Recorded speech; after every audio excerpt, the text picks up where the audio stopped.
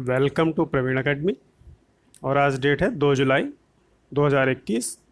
तो आइए देखते हैं आज के करंट अफेयर्स एमसीक्यूज। पहला क्वेश्चन है, हाल ही में समाचारों में देखा गया एनफोर्सिंग कॉन्ट्रैक्ट पोर्टल किसके द्वारा लॉन्च किया गया है? पहला ऑप्शन है नीति आयोग के द्वारा, दूसरा विश्व आर्थिक मंच के द्वारा, तीसरा आईएमएफ के द्वारा, डी इनमें से कोई नहीं। तो इसका सही आंसर है डी, अर्थात इनमें से कोई नहीं। इसको किसके द्वारा लॉन्च किया गया है? न्याय विभाग के द्वारा इसको लॉन्च किया गया है। और इसका लक्ष्य क्या है? देश में व्यापार सुगमता को बढ़ाना है, अनुबंध प्रवर्तन कानून में सुधार करना है। इसके अलावा वाणिज्यिक विवादों के जो त्वरित निपटान के लिए जो स्थापित किए गए दिल्ली, मुंबई, बेंगलुरु और कोलकाता के वाणिज्यिक न्यायालय हैं, उनमें वाणिज्यिक मामलों के निपटान से संबंधित डेटा को भी इसमें शामिल किया गया है। दूसरा क्वेश्चन है, वैश्विक साइबर सुरक्षा सूचकांक 2020 के संदर्भ में निम्नलिखित कथनों पर विचार करें। पहला, इसमें शीर्ष रैंक पर यूएसए है। दूसरा, भारत 10वें स्थान पर है और भारत ने इसमें 2018 की अपेक्षा 37 स्थानों की छलांग लगाई है। तीसरा है, इसे संयुक्त राष्ट्र की एक विशेष एजेंसी के द्वारा अर्थात अंतर्राष्ट्रीय दूरसंचार संघ के द्वारा प्रकाशित किया गया है। तो बताना है कि इनमें से कौन से कथन सही हैं। तो इसका आंसर डी है, अर्थात तीनों ही कथन सही हैं। और यह जो सूचकांक है साइबर सुरक्षा से संबंधित जागरूकता को बढ़ाता है। नेक्स्ट क्वेश्चन है, मान्यता प्राप्त निवेशकों के संदर्भ में निम्नलिखित कथनों पर विचार करें। पहला कथन है, मान्यता प्राप्त निवेशक व्यक्ति, पारिवारिक ट्रस्ट, साझेदारी फर्म और कोई ट्रस्ट हो सकता है। दूसरा कथन है, मान्यता प्राप्त निवेशक की वार्षिक आय 2 करोड़ रुपया होना अनिवार्य है। तीसरा, उनकी कुल संपत्ति 2 करोड़ रुपए हो तो भी मान्यता प्राप्त निवेशक बन सकते हैं। तो बताना है कि इनमें से सही कथन कौन से हैं। तो पहला और दूसरा सही कथन है, तीसरा गलत है। तो सी आंसर होगा इसका, क्योंकि ये जो संपत्ति है वो 2 करोड़ ना होके 5 करोड़ रुपए हो तो मान्यता प्राप्त निवेशक बन सकते हैं। अर्थात 5 करोड़ रुपए की संपत्ति हो या फिर 2 करोड़ रुपए की उसकी वार्षिक आय होनी चाहिए, तो वो मान्यता प्राप्त निवेशक बन सकता है। मान्यता प्राप्त निवेशक जो होते हैं उनको लाभ क्या होता है? अनिवार्य न्यूनतम राशि से कम निवेश राशि के साथ निवेश उत्पादों में भाग लेने की उनको सुविधा प्रदान की जाती है। नेक्स्ट क्वेश्चन है, माइक्रो एटीएम के संदर्भ में निम्नलिखित कथनों पर विचार करें। यह एक कार्ड स्वाइप मशीन है जिसके माध्यम से बैंक अपने कोर बैंकिंग सिस्टम से दूर से जुड़ सकते हैं। दूसरा, इसके माध्यम से उपयोगकर्ता नकदी जमा करने और निकालने का लाभ उठा सकते हैं। तीसरा, micro ATM point of sale terminal से भिन्न है। तो बताना है कि सही कथन कौन से हैं इसमें।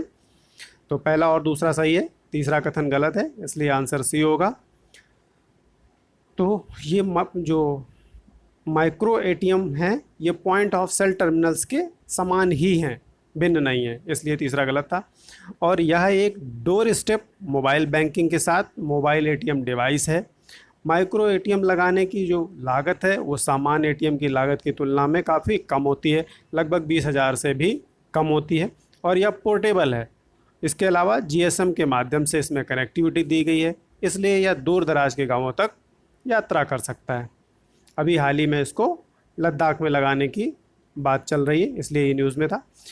दीपिका कुमारी, नेक्स्ट क्वेश्चन है, दीपिका कुमारी महतो के संदर्भ में निम्नलिखित कथनों पर विचार करें।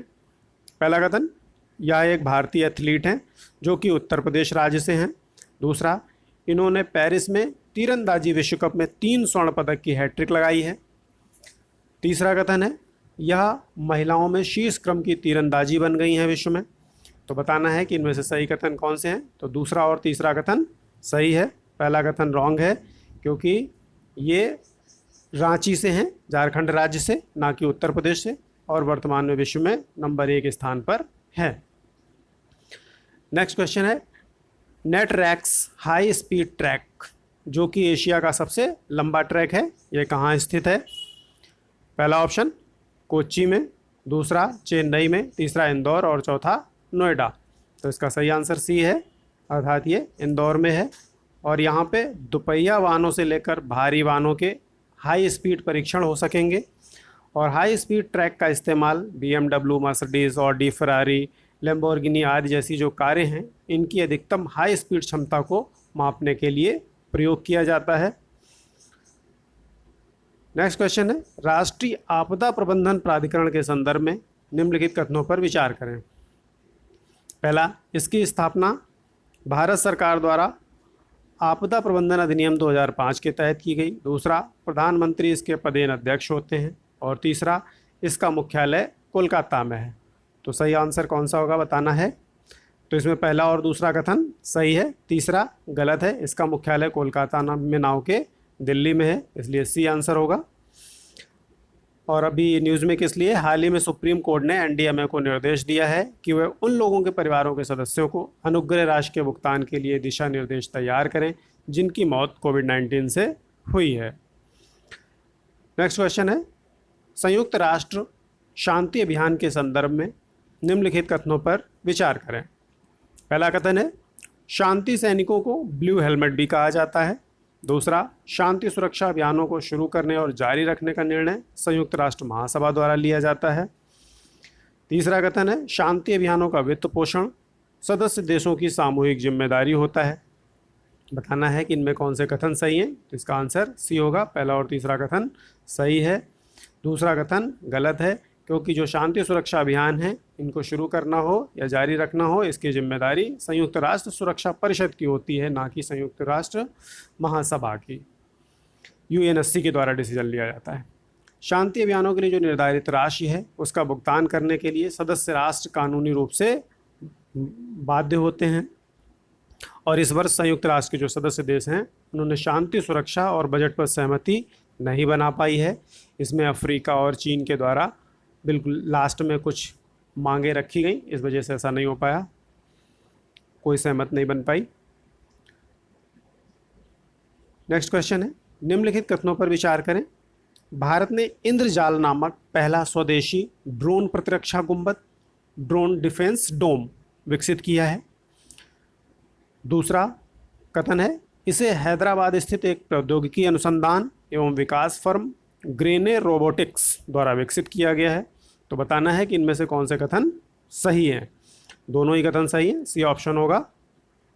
तो ये जो ड्रोन प्रतिरक्षा गुंबद है, ये मानव रहित हवाई हमले, हवाई जो वाहन हैं UAV और युद्धक हथियारों को गिराए जाने जैसे हवाई खतरों का आकलन और 1000 से 2000 वर्ग किलोमीटर के क्षेत्र को हवाई खतरों से बचाने में सक्षम है।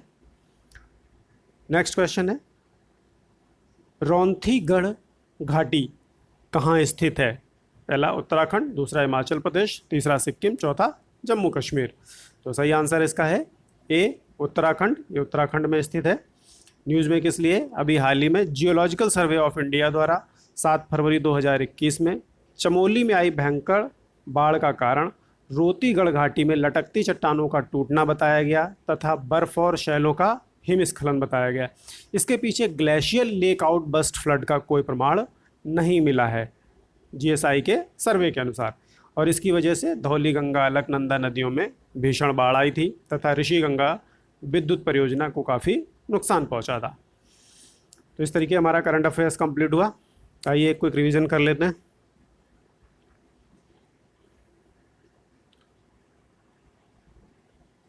पहला क्वेश्चन था एनफोर्सिंग कॉन्ट्रैक्ट पोर्टल के संदर्भ में।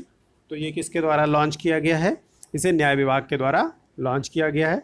इसका लक्ष्य क्या है, देश में व्यापार सुगमता को बढ़ाना है और अनुबंध प्रवर्तन कानूनों में सुधार करना है। इसके अलावा दूसरा क्वेश्चन वैश्विक साइबर सुरक्षा सूचकांक से संबंधित था, जिसमें USA शीर्ष पर है। इसके अलावा भारत इसमें 10वें स्थान पर है। भारत ने इसमें 37 स्थानों की छलांग लगाई हुई है और इसे संयुक्त राष्ट्र की एक विशेष एजेंसी अंतर्राष्ट्रीय दूरसंचार संघ के द्वारा प्रकाशित किया गया है। नेक्स्ट क्वेश्चन हमारा मान्यता प्राप्त निवेशकों के संदर्भ में था, जो कोई पारिवारिक ट्रस्ट, साझेदारी फर्म या ट्रस्ट हो सकता है। इसके अलावा इसमें वार्षिक आय जो है वो 2 करोड़ रुपए होना चाहिए या फिर 5 करोड़ रुपए की संपत्ति, इनमें से कोई भी कंडीशन हो। नेक्स्ट क्वेश्चन हमारा माइक्रो एटीएम के संदर्भ में था। तो ये क्या है, एक जो कार्ड स्वाइप मशीन है, इसके माध्यम से कोर जो बैंक हैं वो अपने कोर बैंकिंग सिस्टम से दूर से जुड़ सकते हैं और उपयोगकर्ता नकदी और जमा निकालने दोनों का काम कर सकते हैं। Micro ATM point of sale terminals के समान है, भिन्न नहीं है। इसके अलावा यह एक क्या है, एक डोर स्टेप मोबाइल बैंकिंग है जिसमें मोबाइल एटीएम डिवाइस है। माइक्रो एटीएम लगाने की जो लागत है वो 20,000 रुपये से भी कम है, जो कि एटीएम की तुलना में बहुत कम है। और ये पोर्टेबल है, जीएसएम के माध्यम से इसकी कनेक्टिविटी है, इसलिए दूर दराज तक इसको ले जा सकते हैं। अभी इसको लद्दाख में लगाए जाने की बात चल रही है। नेक्स्ट हमारा है दीपिका कुमारी महतो के संदर्भ में था। भारतीय एथलीट हैं जो कि रांची से हैं, झारखंड राज्य से, और पेरिस में तीरंदाजी विश्व कप में इन्होंने 3 स्वर्ण पदक की हैट्रिक लगाई है और महिलाओं में विश्व में इस समय ये शीर्ष पर विद्यमान है। इसके अलावा नेटरैक्स हाई स्पीड ट्रैक की बात की थी, जिसको इंदौर में जो है बनाया गया है। इसमें दोपहिया वाहन से लेकर जो भारी वाहन हैं उनके हाई स्पीड परीक्षण हो सकेंगे। नेक्स्ट क्वेश्चन राष्ट्रीय आपदा प्रबंधन प्राधिकरण के संदर्भ में था, जो कि राष्ट्रीय आपदा प्रबंधन अधिनियम 2005 के तहत बनाया गया था और प्रधानमंत्री इसके पदेन अध्यक्ष होते हैं और इसका मुख्यालय नई दिल्ली में है। नेक्स्ट क्वेश्चन हमारा संयुक्त राष्ट्र शांति अभियान के संदर्भ में था। तो जो शांति सैनिक होते हैं इनको ब्लू हेलमेट कहा जाता है। इसके अलावा जो शांति सुरक्षा अभियान है इनको शुरू रखने जारी करने का निर्णय यूएनएससी के द्वारा लिया जाता है, यानी संयुक्त राष्ट्र सुरक्षा परिषद के द्वारा, ना कि संयुक्त राष्ट्र महासभा के द्वारा। इसके अलावा इसका वित्त पोषण सदस्य राष्ट्रों के द्वारा किया जाता है और ये बाध्यकारी होता है। हालांकि अभी इसके बजट पर सहमति नहीं बन पाई है, इसलिए अगर बजट पर सहमति नहीं बन पाती है तो जो भी शांति सुरक्षा अभियान करीब 20 के करीब अभी चल रहे हैं यूएन पीस कीपिंग, तो ये अभियान सारे रोकने पड़ जाएंगे अगर सहमति नहीं बनती है। इसके अलावा नेक्स्ट क्वेश्चन हमारा पहले स्वदेशी ड्रोन प्रतिरक्षा गुंबद से संबंधित था, जिसका नाम इंद्रजाल है और इसे विकसित किसने किया है, ग्रेने रोबोटिक्स ने विकसित किया है। दोनों ही सही थे इसमें। और ये क्या करेगा, यूएवी और जो युद्धक हथियार हैं जो गिराए जा सकते हैं उन हवाई खतरों का आकलन कर सकता है। 1000 से 2000 वर्ग किलोमीटर के क्षेत्र को हवाई खतरों से बचा सकता है। इसके बाद में रौंथीगढ़ घाटी की बात की थी, जो कि उत्तराखंड में स्थित है। अभी जो है जीएसआई ने एक सर्वे किया है, जीएसआई के द्वारा एक रिपोर्ट आई है, उसमें चमोली में जो भयंकर बाढ़ आई थी उसके बारे में बताया गया था। उसका कारण ग्लेशियर लेक आउटबस्ट नहीं था, बल्कि जो उसमें चट्टानें लटक रही थी घाटी में, बर्फ़ और शैल, उनके हिमस्खलन के कारण हुआ था। इसके अलावा जो धौली गंगा और अलकनंदा नदियां थीं, इनमें इसकी वजह से भीषण बाढ़ आ गई थी तथा ऋषि गंगा विद्युत परियोजना को काफ़ी नुकसान हुआ था। तो हमारा रिवीजन कंप्लीट हुआ। Thank you.